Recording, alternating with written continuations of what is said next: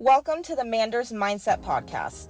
Here you'll find both monologue and interviews of entrepreneurs, coaches, healers, and a variety of other people, where your host Amanda Russo will discuss her own mindset and perspective and her guest mindset and perspective on the world around us. Manders and her guests will help explain to you how shifting your mindset will shift your life.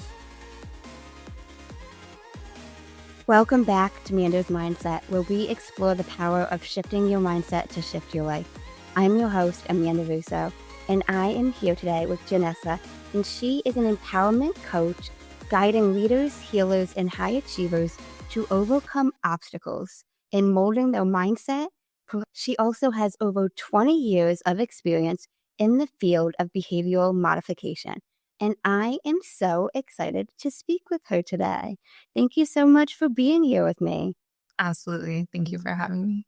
Of course. So that's an awesome bio, but who would you say Janessa is at the core?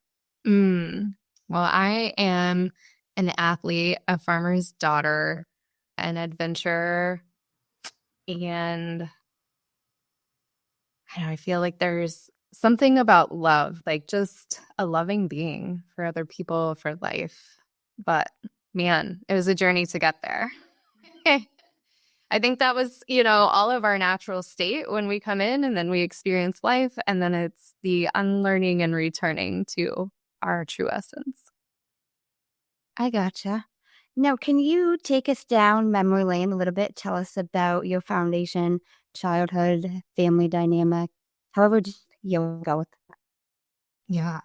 So I grew up in Northeast Nebraska. Nebraska's a flyover state for people who don't know, because a lot of people will ask me if it's a city. It's a whole state in the middle of the United States, and I call it the land of cows and corn.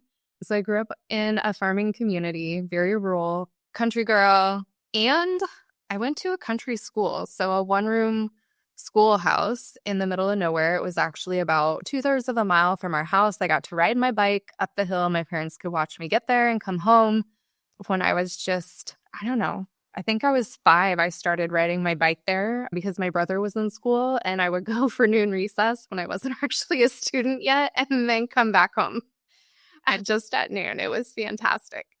So that and the animals, all of the baby calves, the baby kittens, the baby animals on the farm, the baby chickens, those were my favorite. I've always had such a soft spot for animals.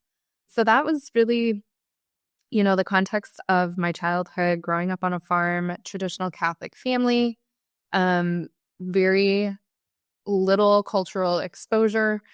And I went to the country school for 2 years before it closed, and then I attended public school that was bigger, but not a lot bigger. At the country school, I didn't have any kids in my class. I was actually the youngest, so kind of the baby of the family, and it really was more of a family dynamic there in terms of no bullying, looking out for one another, and then going to a true public school in town, that first exposure to bullying and just kind of the real culture of school and education is very different. Even though there were usually like 18 to 21 kids in my entire class, and we had one of the larger classes in the school. So pretty small, sheltered upbringing, I would say. I, at the age of 8, experienced a trauma that I repressed and didn't know about until decades later. So in sharing that, it's a little out of chronological order, but throughout my upbringing, I really struggled with relationships with other people, very defiant, very sassy and spicy personality.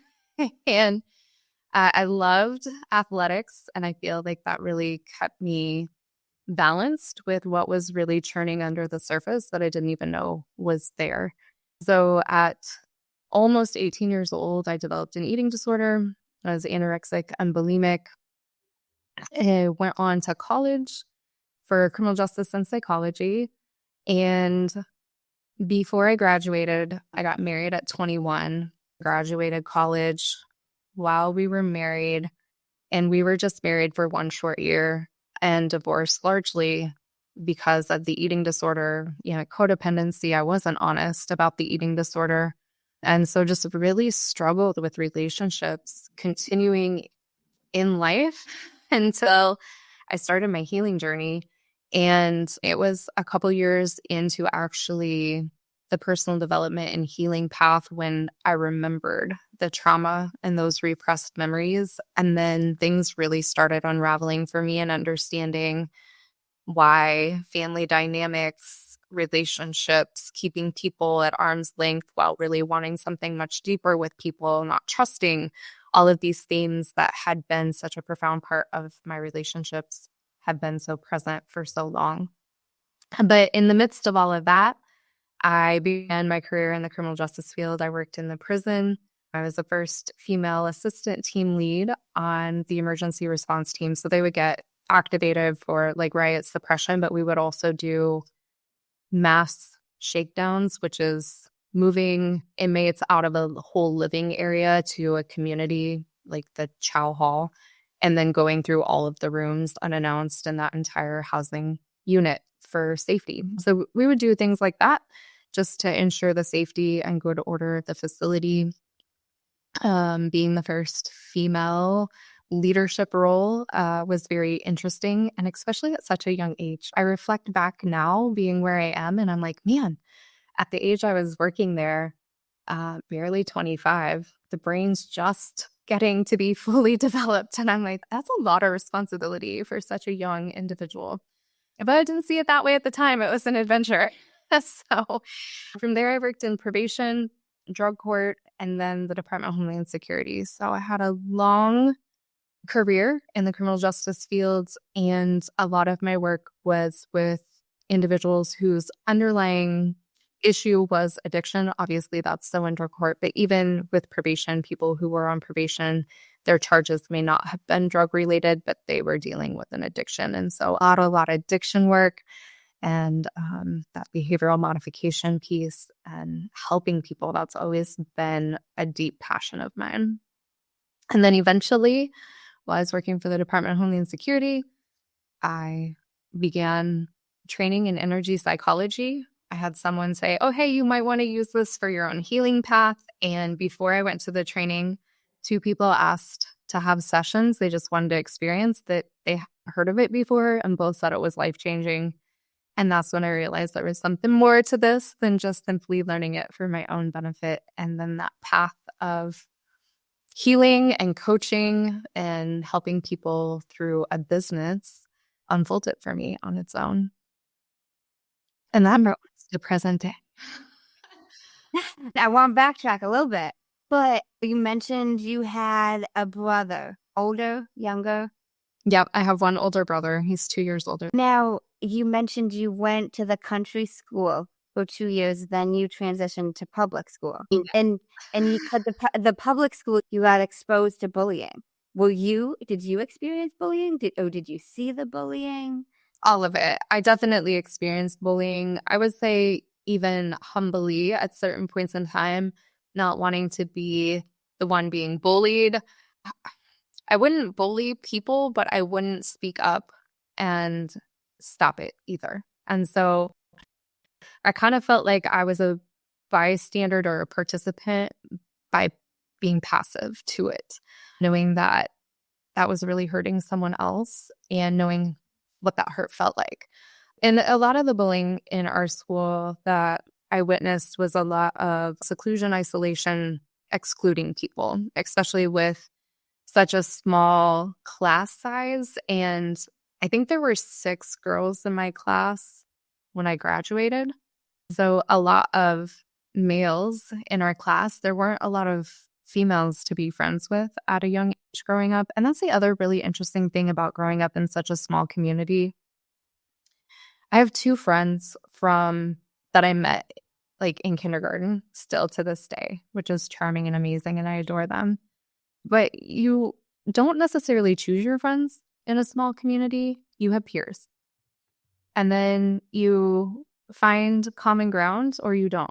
It's just very different than being in a large community. And I see you like laughing and kind of almost No, I get what you're saying because no, I didn't grow up in Nebraska, but I went to a Catholic school growing up. And my eighth grade graduating class, there was 12 of us. And there were four girls, including myself. And like, I would tell the joke, if I didn't like these girls, I wouldn't have friends. So like, it was, you have these girlfriends or you don't have girlfriends. They were nice girls, but it was one of those that I also lived in a different town than the school was. So I didn't know the kids in the town. And so I get what you're saying, like it, you were almost forced. I don't want to say forced. I don't like that word, but like it's, it's who was there to be your friends, because like you mentioned, it was just the peers. So Yeah, I it get it. feels a little more unchosen, doesn't it? Versus Yeah, we're chosen. Yeah. Like there is a choice. You can be friends with nobody, but that's true. But as that kid growing up or even that adolescent, you want to belong. Like people want to have that feeling of belonging. So how was that for you, not having a lot of options for friends? I have to say what I know now, I think it was all a divine intervention because I had all of that trauma under the surface. I think that if there were more individuals to choose to be friends with, I don't think my story would have played out any differently because I don't think I had the capacity to really truly connect with people. So I think my story would have written much the same of feeling like an outsider and feeling like the black sheep and feeling excluded. How much of that was me versus the individuals I was growing up with? Now, that feeling like an outsider and feeling excluded, what do you think that was caused from? I think it was caused from the trauma that I experienced and then the impact that had on my relationships thereafter and the subconscious stories that come in, limiting the identities that come in as part of those traumatic experiences. So it was a definite pivotal point in my younger years that didn't unravel until much later in life. You said you repressed that for a while. Yeah. And how did that come to the surface for you? It was during a alternative energy psychology healing session.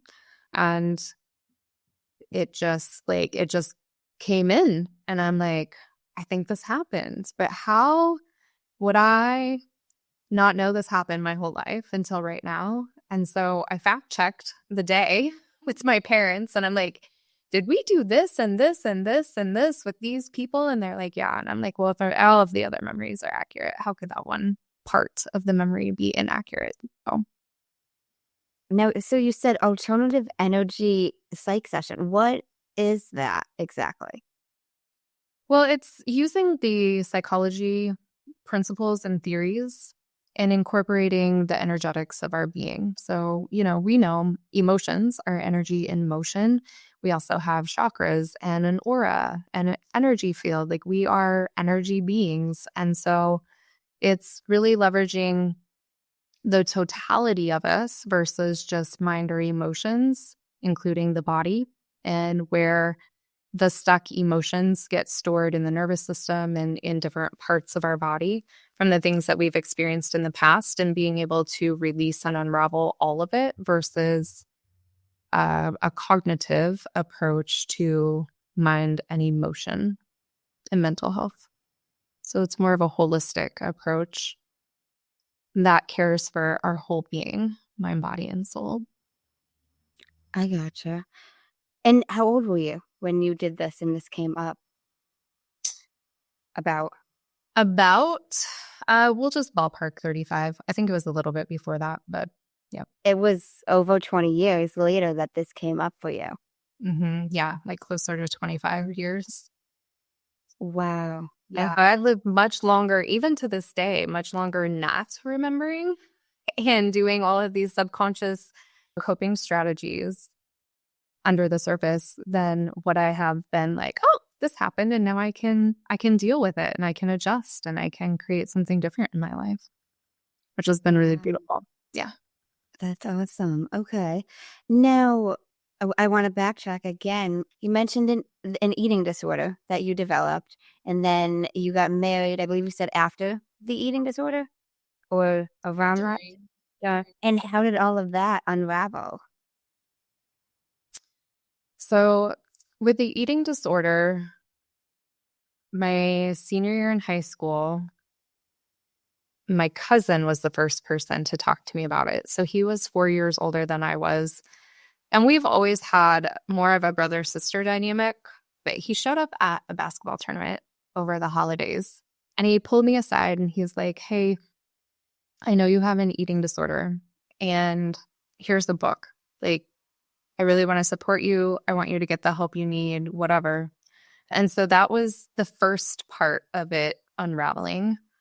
But as with so much addiction, I was very dishonest about it with family, parents, even when I went on to college, roommates, people I lived with. I played softball my freshman year in college as well. I was demanding a lot from my body physically while not fueling it properly. With that much activity, I did get awfully thin, but I just wouldn't give it up. Like, I was a true addict. I wouldn't give it up. I'm like, nope, I'm fine. I'm good. Things are fine. It's all under control. And so even within the marriage, like I said, I was really dishonest with it.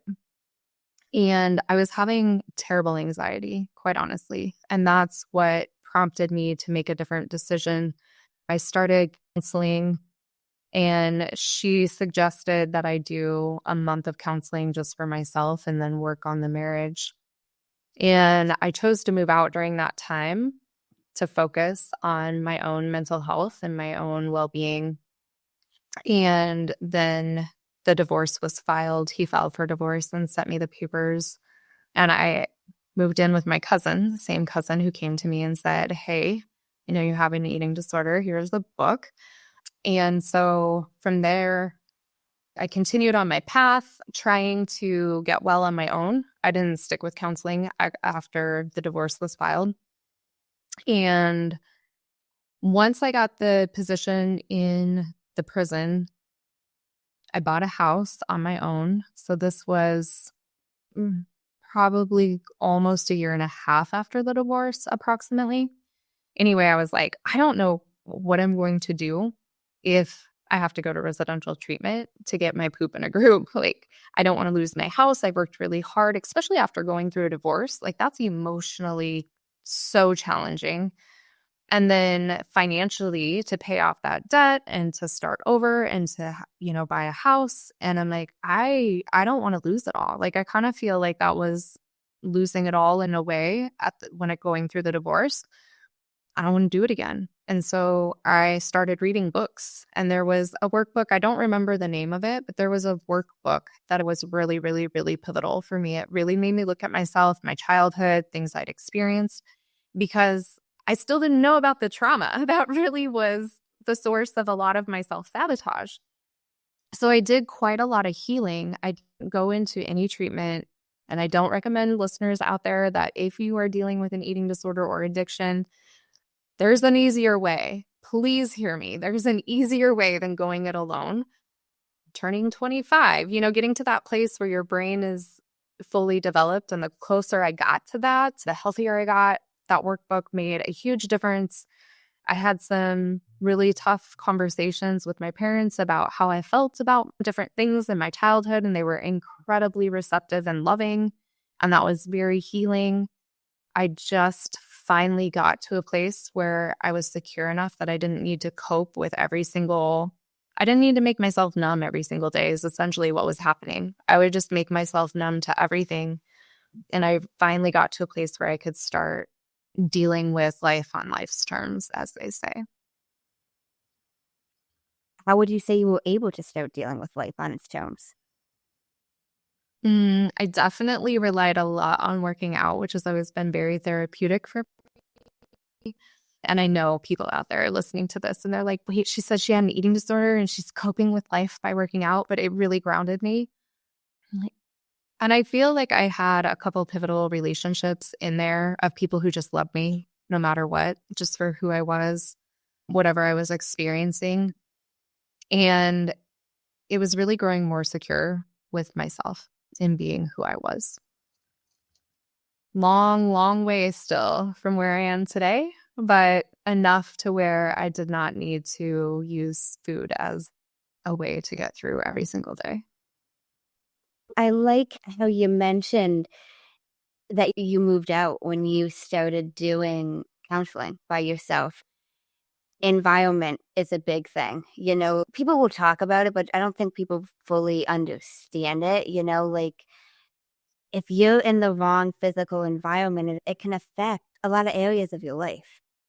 Yeah, I definitely don't want to say like my husband or that environment was the problem, but it was the problem in the fact that, as they say, you can't get well in the same environment that you're ill. And so I was having severe anxiety. I was sleeping for a couple hours at night at most. And I really felt like I was unraveling and coming undone. And so for me, it was more about like I almost in reflecting feel like I was trying to escape myself. And of course, I went back to the individual who was like, hey, I see there's an issue here. You need help. So there's just more support or structure. And because he could see through my lies, or he was bold enough to risk the relationship to call me on my lies. But yeah, the environment definitely was for me more about I wasn't going to get well in the same space where I was unwell. Pivotal. I gotcha. So you moved out from there, and then from there, post that, you're living in your own house. Working, relationships, so like maybe make it to 3 years. As guys either did not get past 3 months with me, or if we did, we didn't get past 3 years. So I had this repeated pattern with relationships as well. So there were about not quite, but almost 20 years between the ending of my first marriage and getting remarried a second time. So in between that was a lot of what felt like professional success at the time, and a lot of personal development and healing and fun. I traveled a lot and, enjoyed life too. I feel like sometimes when I tell my story, because of their trauma, there are aspects that were so heavy, but my whole life has not been really hard and challenging and filled with adversity either. There have been, depending upon who I was dating, very externally defined as a person until really coming to know myself. And so the person that I would date or partner with really influenced my lifestyle, the things I chose to do, those types of things. Not anymore, but in my younger years, definitely. So with that, there's a lot of traveling and snowboarding and lots of fun things in different chapters and eras of Janessa's story. That's like you mentioned that just life is a constant process going through all the experiences. I don't think there's a bad experience. A lot of people may disagree with me on that, but I think we're meant to experience all of it. The good, the bad, the in-between. Like you won't know your happiest day if you don't experience your saddest day. I absolutely agree with you. I think that everything in our life points us to either where we're trying to get or the resources, tools, knowledge, wisdom that we need to get to where we want to get, like you're either gathering resources or you're checking the box and reaching the goal. Like everything is an opportunity if we allow it to be versus saying, I'm on the wrong path. This isn't right. Is there something that helped you begin to believe that everything is an opportunity? Well, we had a small conversation about this before we jumped on the recording. For me, honestly, the universal laws were really eye-opening for me in that regard because as I've mentioned, had some healing work to do, did a lot of healing work over the years. But then there were things that my beliefs worked against me.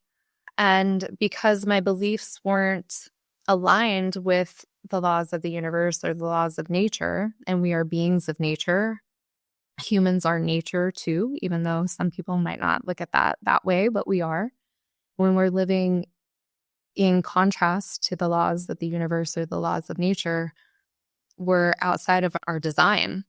And so for me, really coming to know those laws and then aligning my thinking with them shifted so much. And I stopped creating more healing to have to do.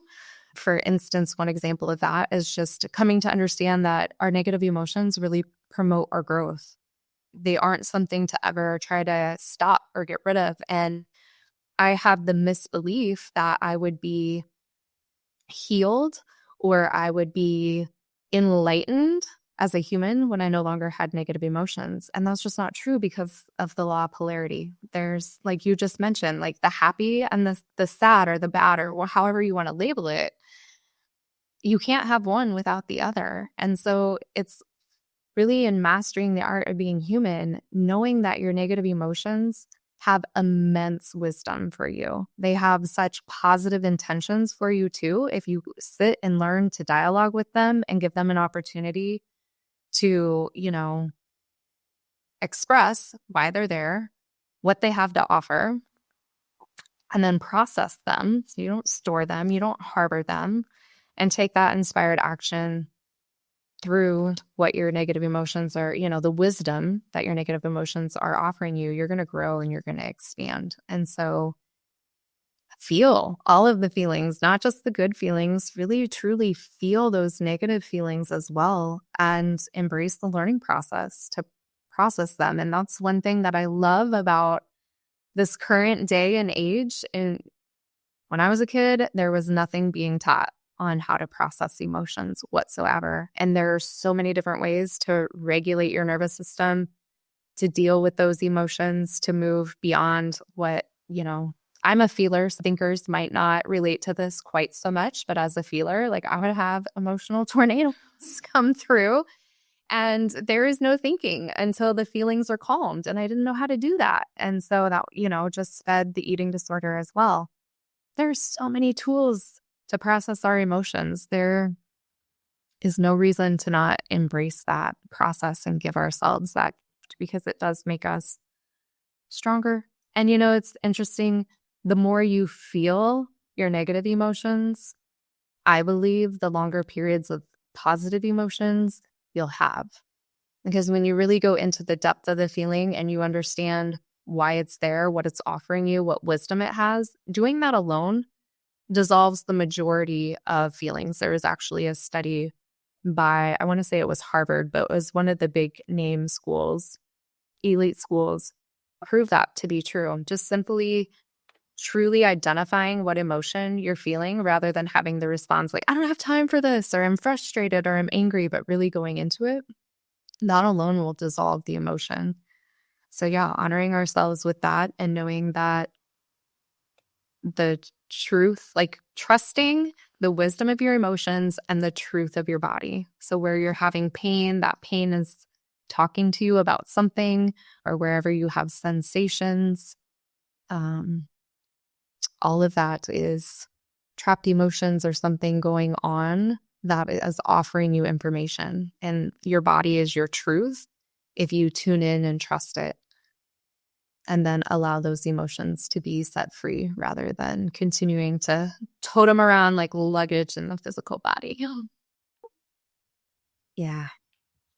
I love that study. That is so fascinating to me. It makes a lot of sense. I talk all the time about any behavior or habit or whatever it is, like nothing can change if we're not aware of it. So like even if that's an emotion, that makes a lot of sense. If we're not aware of what we're feeling and why we're feeling it, how can you change it? Because you don't know it exists. Or the mornings that you just wake up and you feel off, right? And so we're like, oh, I just feel off. Well, off isn't a feeling. I'm sorry. It's not an emotion. So if we don't actually take the time to identify like, oh, okay, well, what exactly is off? Does off mean I'm discouraged? I'm feeling despair? Like what is in there if we just, and I mean, I don't know. I'm not going to speak for other people, but I did that for a lot of years. I'm like, nope, my calendar is booked. I'm packed. I don't have time for this today. This is just slowing life down. Let's keep it moving. And that is really just rejecting and repressing these aspects of ourselves. And when you build that habit then that's what you do. But if you build the habit of like, okay, I'm actually going to show up for myself this way. I'm going to honor myself. I don't actually want to feel off. I know I can feel balanced. What's going on in here? And get curious. That makes life a lot easier. It just takes a few moments. And the more you do it, the shorter amount of time it takes to get to that place where it dissolves and unravels too. In the beginning, yeah, it's going to take more than a few moments. Totally worth the investment of your energy and your time, though.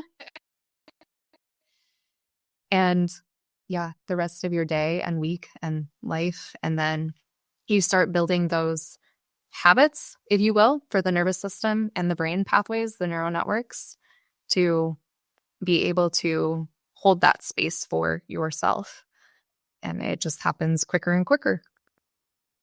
I love how you said, get curious. I think approaching it from that curious, like just why am I feeling this way? Or what do I mean by I'm feeling off? Like in seeing what comes up, like whether you journal about that, whether you reflect on it, and just not approaching it from like a negative place, even if it is a negative emotion, and just approaching it from that, even if it's not positive. But I like how you said curious, and just seeing what this is, seeing why this is here.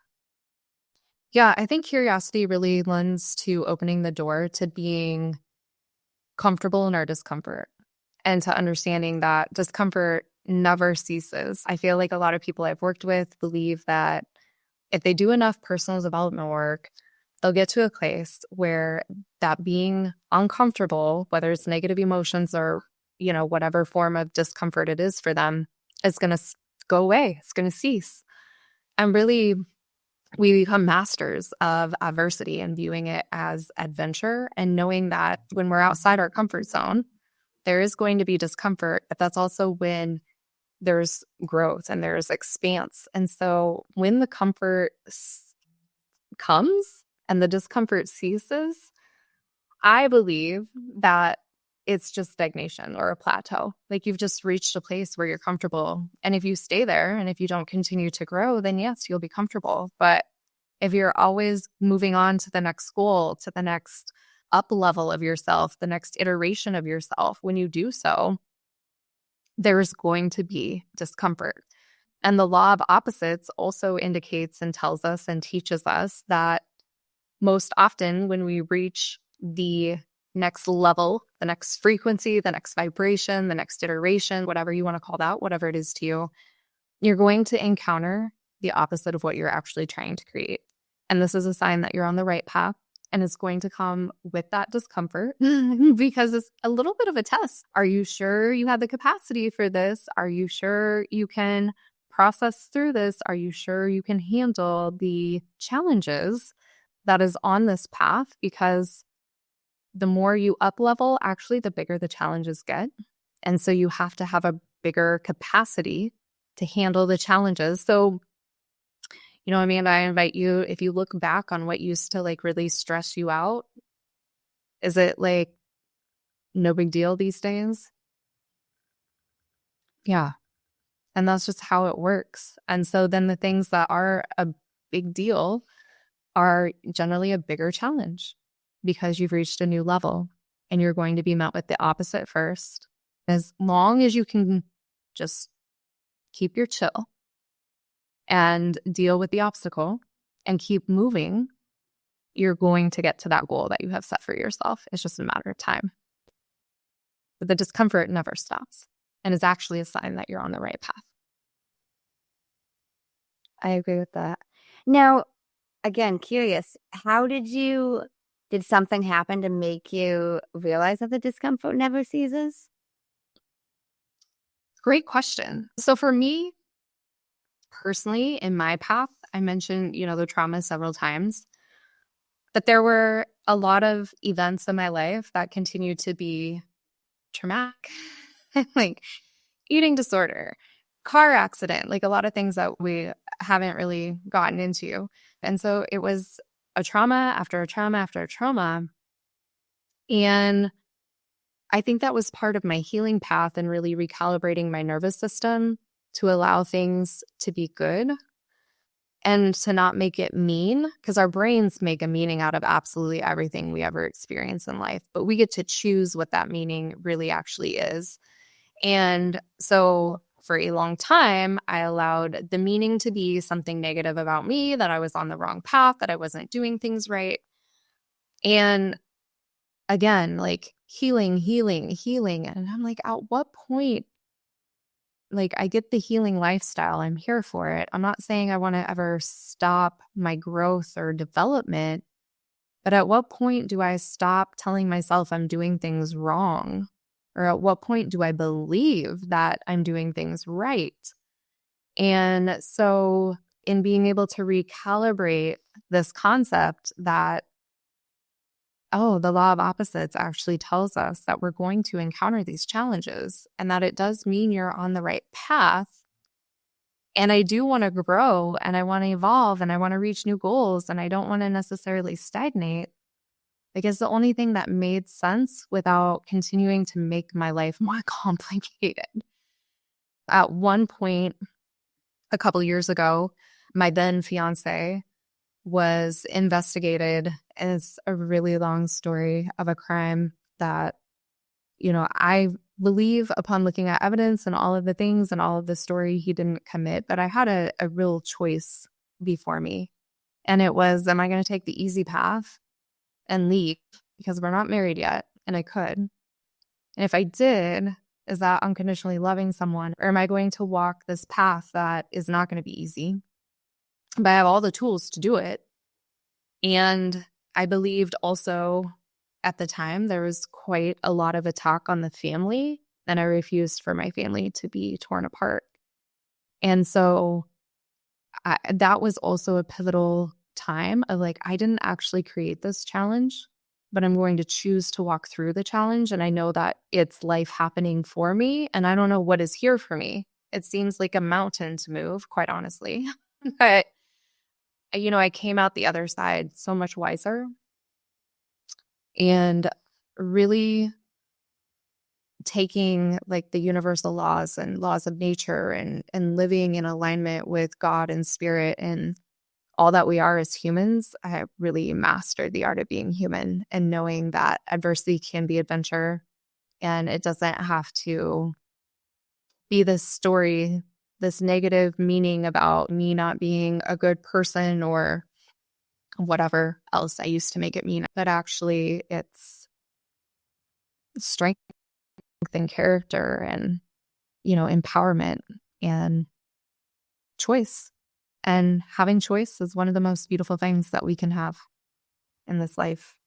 But oftentimes we tell ourselves we don't have a choice. Kind of like our conversations coming full circle where we kind of started with elementary school and the friends. Did we have a choice or didn't we?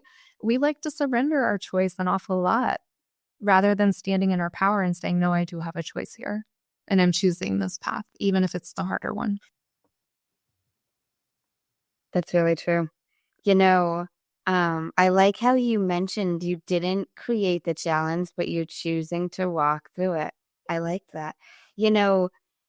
I think that's true for a lot of people. Challenges will show up in our lives, and sometimes we have the choice. Like, are you going to walk through it, or are you going to turn your back and go the other way? And it'll show you a lot, if you have the courage to walk through the challenge, whatever the challenge is, and getting to the other side of that. I love that you mentioned that, and not making meaning out of it, because so many of us do that with everything. Like, everything's a story, what we're telling ourselves from what other people will think, what other people will say, or even what we're saying to ourselves. And maybe it just means this is just the situation. It doesn't have to mean anything at all. It could be just that simple. This is just what it is. Yeah, a big part for me was getting out of my head. And this is where I feel like counterintuitively, a lot of mindset work is actually about thinking less. Do less thinking, trust your heart more, trust your intuition more. And so I did, think and wrestle, and there was some logic around what I just shared. Like, if I want unconditional love, but I'm not willing to give it, am I ever going to get it? Probably no. But I also trusted my intuition, and my intuition was calling me to remain steadfast by my partner's side. Even when all of everything started, I'm like, how dare you bring this into our family and our relationship? And there was a lot of shame flaming. How dare you? But once I was able to process through the trauma of it, thank goodness I have the tools that I did, I was able to get really still and centered and in meditation, and my closest friends who walked with me through this situation, I'm like, I just cannot shake this feeling. Like, logically, I would prefer to take the easy path. But intuitively, in my gut and in my heart, like, I feel as though I am being called to this situation for something that I don't yet see and I don't yet understand. And I still, to this day, don't necessarily see all of those pieces of the puzzle in place yet, but collected a lot more puzzle pieces than where I started for sure. And I think that's part of the adventure, right? Like, this is where I could sit in this space of adversity and, it almost destroyed us and it almost destroyed our relationship and it almost destroyed our home. Or I could sit there and look at, well, I know this now and I know this now. And on the adventure, I've picked up, 35 more puzzle pieces. When's the next one coming? I'm really excited to find out. And trusting my intuition and those emotions, like we talked about earlier, that offer us so much wisdom. And stop the mind maze, because our mind will take us through a crazy labyrinth and it only wants logical, rational things. Some things in life, I think there's a saying, are meant to be experienced or felt rather than, thought about, and for it to make logical, rational sense. I also want to say that the mind, if we do use rational, logical thinking, we're going to get linear results.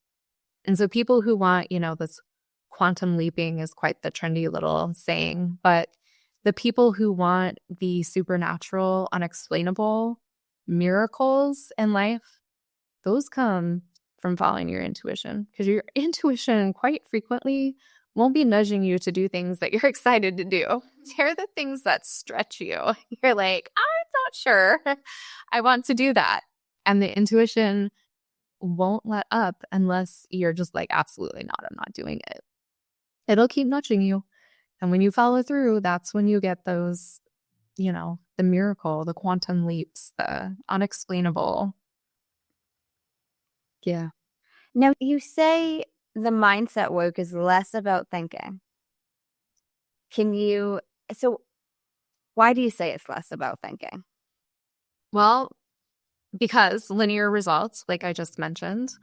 Also because I'm sure I would imagine you've talked about this on your podcast before, but the subconscious, conscious mind. So our conscious mind, it does the thinking, it does the decision making, it thinks, but it only has about 5% influence over what we're actually choosing, because the subconscious, the beliefs that are stored there, the emotions, all of the past experiences and the meaning that we've made about them are held in the subconscious.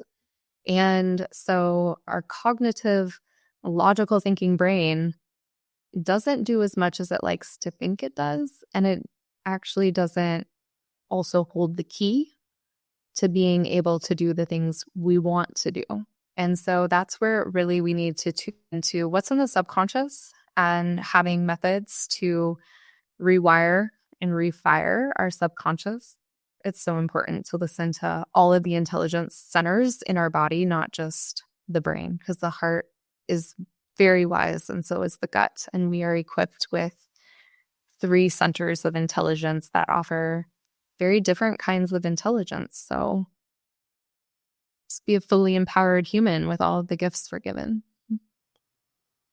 So what would you suggest for anybody to start thinking less and get more in tune with their heart, their gut, their intuition? One really easy exercise people can embrace is making a decision in like 10 seconds or less. And don't start with high stakes decisions, but just like on tests, right? Like you have a multiple question answers And they say your first thought is generally the right thought. But then you'll sit there and you'll think about it and you'll think yourself into a different answer, and then you generally end up being wrong. So don't start this out with high-stake decisions. Maybe do it when you go to a restaurant, look over the whole menu, and then give yourself, once you've taken in all of the information, make an informed decision. But once you've taken in all the information, make a decision in 10 seconds. It's incredible to discover that successful people actually make decisions really quickly and change their mind really slowly. And when we don't make decisions, we put them off. That's like leaving programs running in the back of your computer, and it slows things down. You're leaving like open loops of energy for yourself. And so just starting with your decision making and doing it really quickly and trusting your inner guidance, that's a great way to start building that intuition. I like that, the decision making. And I like that you mentioned as well, don't start with life altering ones, because it will be harder to lean into the intuition, especially at first with the bigger decisions. And especially if you've been making decisions in a certain way. And I still to this day, when I am certain what my decision is, I still like to sleep on it so that I know I'm not doing anything out of impulse. That's for me. That's not for everybody, but that is for me. And so people who want to do you need to make a decision right now, because it is true, like our brain is going to tell us no. And then it's going to tell us all the reasons that we don't want to do something in between the initial no and committing to the decision. But I know that's how my brain works. So I know everything else that it offers me, which is garbage generally, lets me know where my area for refinement is. And so it's more information. And I have the confidence and certainty in myself that I haven't done anything impulsively. And so I feel like for me, sleeping on it is just gaining more wisdom and understanding of myself and honoring, space. Space is a part of luxury. Luxury, there's always space. They're connected. So that's what feels luxurious to me, is having a little space and time to make a decision. But I understand the component of success, and I absolutely have trained myself to listen to what is my initial response to this? And then also with my intuition, it keeps nagging me until I just do the thing too. So it's how long do I want to stay in that discomfort that never ceases? And am I creating it for myself because I'm not making a decision? I think this is part of mastering the art of being human as well, is understanding your own rhythms and your own cycles. And for me, that's mastering my decisions. If it's a high stakes decision or a high investment, there's going to be one sleep involved. And I'm going to know both where's my growth edge so that I'm completely centered and in my power as I make this decision, and the confidence in making the decision because I know it's right for me. And we just have to learn ourselves and our cycles, our rhythms, and what's right for us. Because it's right for me doesn't mean it's right for you. Yeah. When I even like how you mentioned there, I know you were joking a little bit, but about that could keep you in the discomfort longer, not making the decision. So many of us get caught up in, regardless of what the decision is. Sometimes it's bigger things, but sometimes it's even small things like, should I stay at this job? That could be a bigger decision, but how often are you thinking about quitting that job that you don't want to be in, and you were sitting in that discomfort for so long? It's like, okay, yeah, you got to work. Yeah, you got to have money coming in, but you don't have to be doing what you're doing. It's like, make a decision because you could be causing yourself more discomfort, Yes, absolutely. And it goes back to what you had said earlier about awareness. How aware are you of what your brain is offering you? And are you aware of how the brain works? And so where I know how the brain works, I recently bought a new car, and I did it in a really unconventional way, a way I've never done before. So I sold my car privately, which I have done before, but not before I had the other car picked out. And so I had a friend who got their child actually totaled their car in a car accident, and they needed a new car, or new to them car. And I'm like, well, would you be interested in my car? I've I searched for a magical unicorn, the last car that I had, and I loved it. And so I wasn't eager to let it go, but I knew for a couple of years it was getting close and I'd been on the back burner. So I'm like, well, if I have a private buyer, it seems like maybe now is the time. And with the insurance settlement, I thought it would be at least a month, if not longer, before that insurance settlement closed. So I thought I had plenty of time to figure out what I wanted. I didn't even know what I wanted. That insurance claim would have closed in about 10 days or less, but she was out of town on vacation. I had less than 2 weeks to find my new car, to just figure out what I wanted to buy and locate it. The day that my car went to its new owner, I didn't have a new car yet. And I'm like, I'm going first. I've made the decision. The universe is going to support me. Everything's going to happen. And you better believe along the way, my brain was like, maybe you should trade it in and she can buy it from the dealer.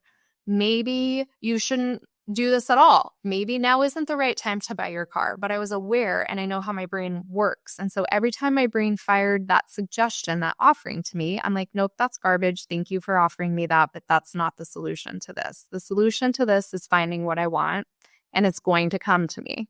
It's going to happen.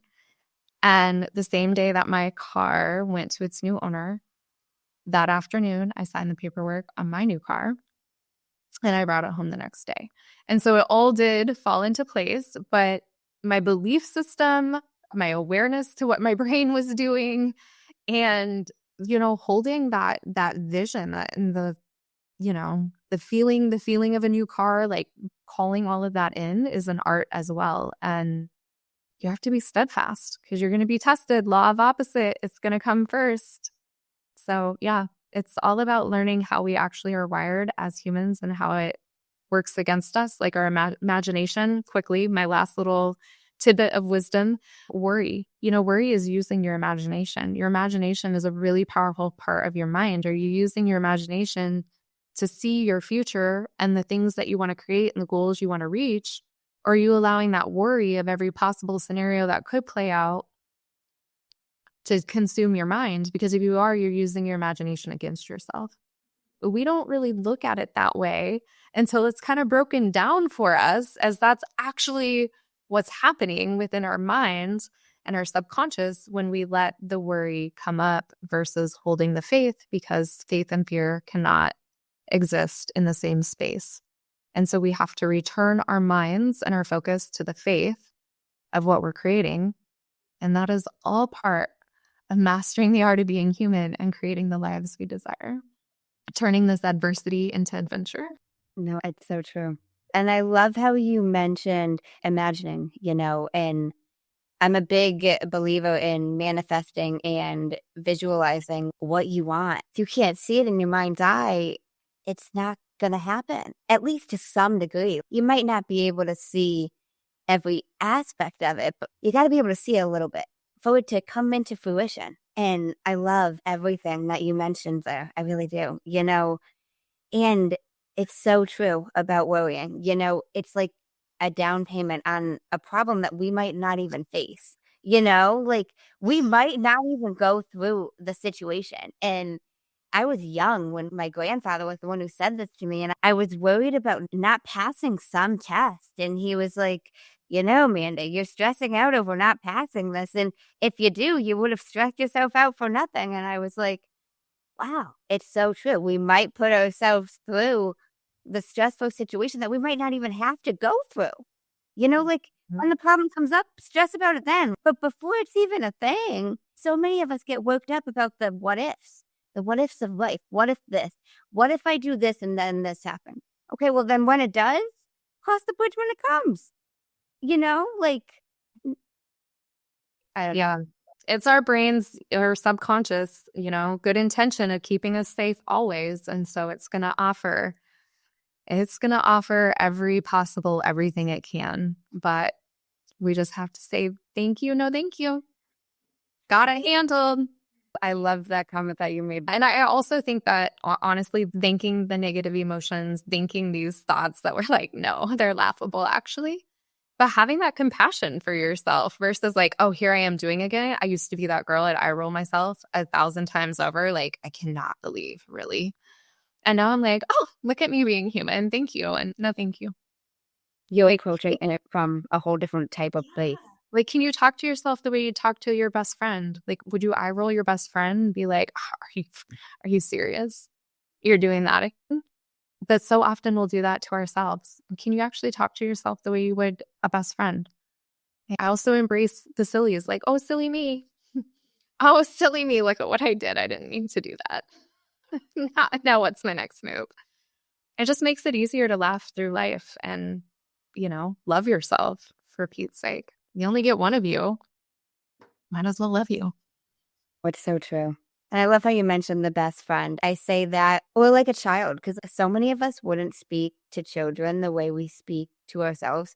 Even if it's not your own child, like the things you say to yourself, would you say that to another 2, 3, 4, 5-year-old? Probably not. Probably not.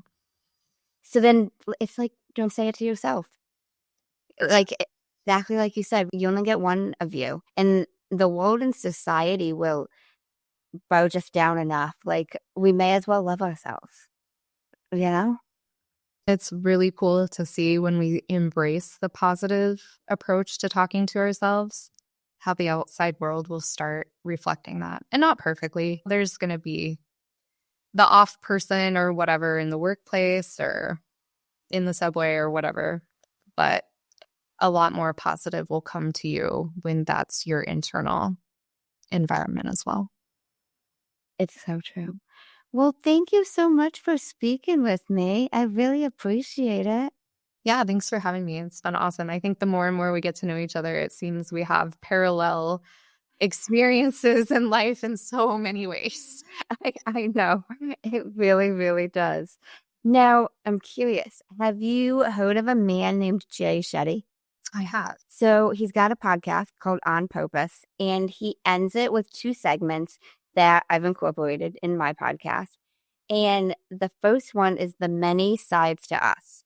There's 5 questions, and they need to be answered in 1 word each. Let's do it. First question. What is 1 word someone who was meeting you for the first time would use to describe you as?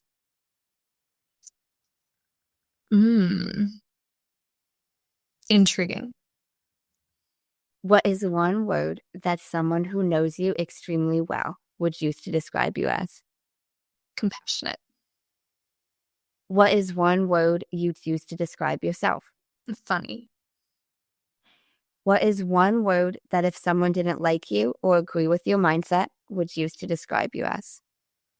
Backward. Okay. What is 1 word you're embodying right now? Wow, that's a really good question because that shifts and changes so quick, and that is not one word answer. A piece. Okay.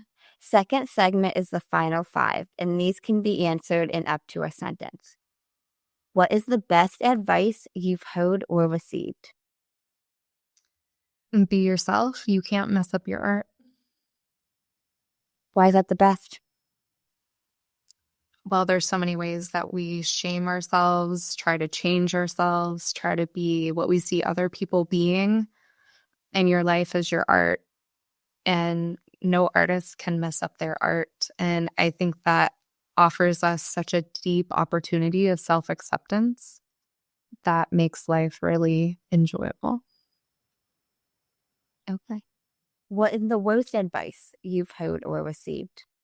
That I need to do something someone's way that worked for them. What is something that you used to value that you no longer value? Achievements. And I would say I probably still value them, but the way I value them is very different. So I used to be a human doing versus a human being.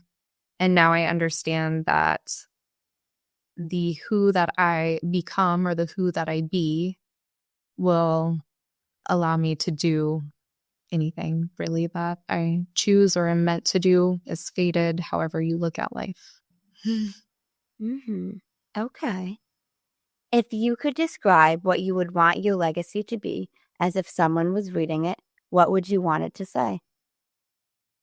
I would want it to say that people always felt better after being in my presence or listening to my content, that there was impact in them having a better relationship with themselves as a result of knowing me. If you could create one law in the world that everyone had to follow, what would it be? And I want to know why. There are no laws.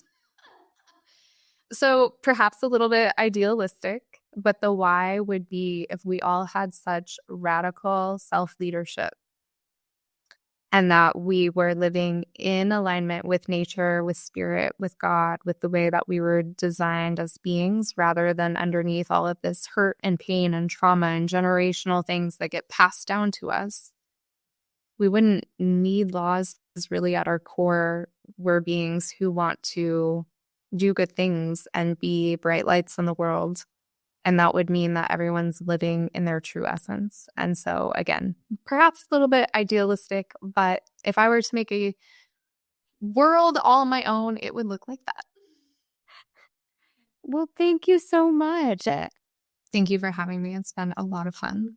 Of course. And now, where can the listeners connect with you? So they can find me on my website, www.fiercelyradiantsoul.com. I also have a radio show every week. And so on my website, you can find archived episodes of Eyes Wide Open. And you can also find me on Facebook at Janessa Finley Ford or Fiercely Radiant Soul. Awesome. I will link all of that in the show notes. And I do like to always leave it back to the guests. Any final words of wisdom, anything else you want to leave the listeners with? Yeah, stop thinking, just go do. I feel like there's currently a lot of waiting, and maybe that's this time of year, season change, but I feel like most everyone I've been working with lately has been waiting rather than taking the inspired action. So whatever that's been wrestling around inside, those intuitive nudges you're getting about your next step or a bigger project, whatever that thing is, you're listening and you know exactly what I'm talking about. Go do it. Well, thank you. I really appreciate it. Thank you so much. And thank you guys for tuning in to another episode of Manders Mindset. In case no one told you today, I'm proud of you. I'm rooting for you. And you got this. As always, if you enjoyed the show, I would really appreciate it if you would leave me a 5-star rating, leave a review, and share it with anyone you think would benefit from this. And don't forget, you are only one mindset shift away from shifting your life. Thanks, guys. Until next time.